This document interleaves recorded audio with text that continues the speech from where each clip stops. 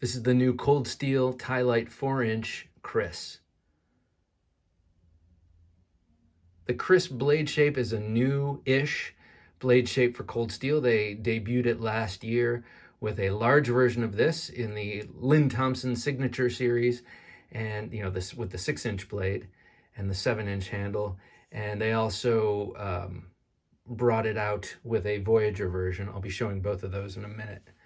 When I saw that they had come out with the 4-inch, I just had to get it. Was very impressed with the execution of the Kris blades on the Voyager and on the large Ti-Lite, and this is in line with that. This is a gorgeously produced Kris blade, which these waves present a lot of issues. Not the least of which, I should say, is in the sharpening. And like with the Voyager and the large Ti-Lite, I am really impressed with A, how sharp it is, B, how effective these waves actually are in cutting. It's like multiple recurves, or like the undulations of some bread knives. Those curves just really, really cut in a nasty fashion, in a very deep fashion, and maybe a bit more efficiently and effectively than you would imagine. And that hook tip, that's the way you want to terminate a Kris. You don't want to sharpen this edge because it trails off and it's just not as effective as having it hook at the tip. This blade is AUS 10A. Cold Steel is known for their heat treats, and their excellent heat treats, optimizing performance in some of your favorite blade steels like AUS 8A, which was how they really grew on their AUS 8 model knives. They have since replaced them with S35VN after a brief stint with CTS XHP. And those steels, they treat beautifully, heat treat them beautifully, and you can get a lot of performance out of their blades. So the blade on this is outstanding. I love it. Then as we move this way, the love fades a little bit, I gotta say. This is a Grivory handle, and we all know what Grivory is. It's, as Slicey would say, it's fancy plastic. High impact, highly durable plastic, but it's plastic. And that's fine. I have some GRN and some Grivory knives that feel great. This one, though, feels a little cheap, I gotta say. The handle itself feels a little, well, I don't know. It seems like it's a little less dense than the other Grivory, even the Grivory featured in the Big Brother version of this, but we'll get to that in a sec. So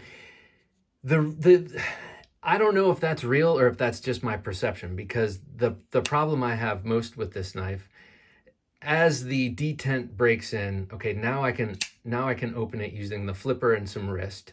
Before, that was impossible. It would just be grating the fingers, like grating Parmesan cheese.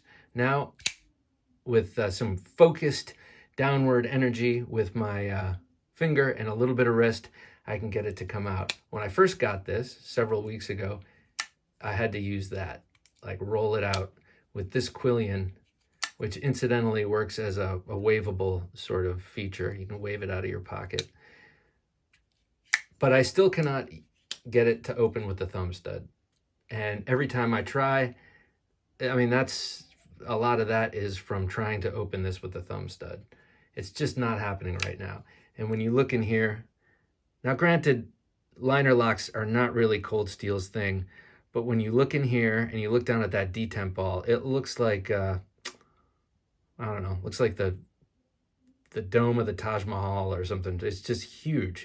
It seems like it needs to be set deeper in or flattened out a little bit so that you can get some action out of this that's a little bit more accommodating. So I'm wondering if that action, when I first got it, turned me off a little bit. It made me look a little bit closer at the handle, which has some issues you don't usually see from Cold Steel. And these are fit issues, not so much finish. The finish is fine. The fit is a little You move your thumb across from this Grivory slab to the liner, to the backspacer, to this liner, to the Grivory. You can feel each level. There's nothing, it's like it hasn't been hafted down into one smooth surface here. It's like, okay, I feel it go up, and then it goes down, and then it comes up to this, and then up a little bit more on this side. So I gotta say, I'm not terribly impressed with the handle side of things here. The other thing that bums me out is that you can see the screws through the handle. Now, I wasn't sure if it was a semi-translucent Grivory, and that's why we could see it, or if it just came a little bit too close to the edge, and I think that's what that is. How you can see those two lines there, that's just slightly raised up. It's like when they put the screws through it, just stressed it just enough to push the plastic out a little bit. And, you know, that is I don't like to see that. This is a $75 knife, and you might say, well, what do you expect for 75 bucks? But I'm sorry, that's not an excuse. To me, that's not an excuse. I expect to not see that on a $75 knife. You don't see that on $20 knives. So I'm a little unimpressed with that. You know, you can see here, this is a good example of how it's not quite flush. You know, if you look closely, this side is higher, and then this is even more high, and then this is a bit lower. So I don't know if this is just this specific knife that I have in my hand, or if this is a problem with all of them.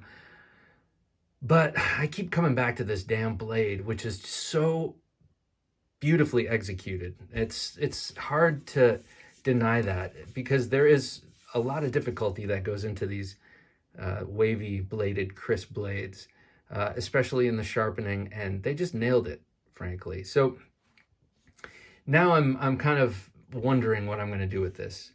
I thought about giving it to my brother, but I've given him a lot of knives lately, so I think no, I'm just kidding. I know he would love this, but I'm sure he's probably getting his own anyway. Do I sell it? You know, maybe.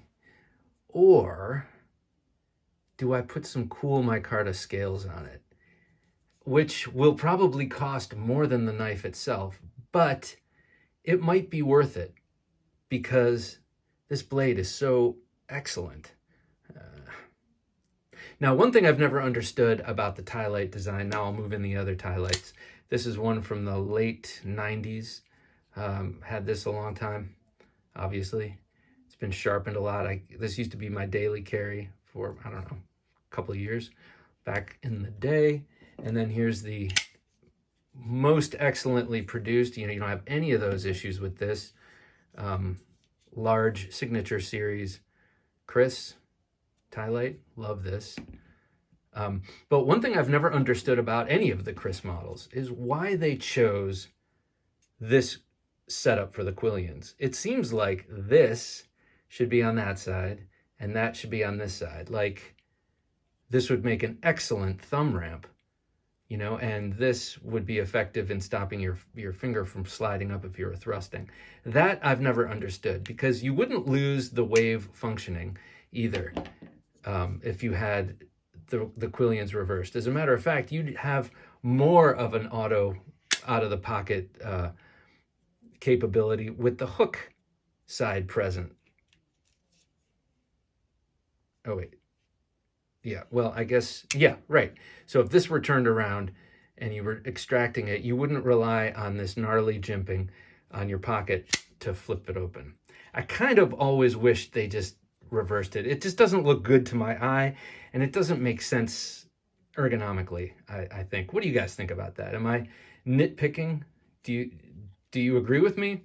Would it be better if the Quillions were set up like this, so that your thumb could rest on the top Quillion like that? I mean, if you're going to flare them in two different directions, which is evocative of the original designs that these are based on, why not flare them in the opposite way? That I just don't get. But it's not mine to get. It's just, mine to accept. So the question is, do I keep it and rescale it and maybe make this and then while I'm at it, kind of shave down or file down that giant detent ball and make it a little bit more friendly, and just keep it for its uniqueness, and use it as a project knife and teach myself or ask friends how to make scales for this? Or do I just sell it, get it out of my life with the possibility of regret? I don't know. I don't know. These are the questions of someone who's like me. This, of course, is the excellent AUS 10A Voyager Kris. This thing is just nasty. And this is with a Snaggletooth Tactical aluminum pocket deployer. The MF, Snaggletooth MF, it's called. This thing works great. And I also think it complements this design really well. If you're familiar with the traditional Filipino and Malaysian Krises, they have very intricate hilts, sometimes to look like elephants, and they have like little sharp, jaggedy things protruding. I think this sort of evokes that, and it's also a great place to put your thumb. So it's a nice family portrait. Maybe I'll keep it around and figure out how to, I know it doesn't seem that complicated, but I know that there's a lot that goes into making scales, and, you know, I'm out of practice. As in, I've never made them before. All right, well, thanks for watching. If you've watched this far, I appreciate it. It's the Cold Steel Ti-Lite 4-inch Kris. And that blade is just an absolute thing of beauty. So remember that part. But don't remember the smudge on the blade as I said that. All right, thanks for watching.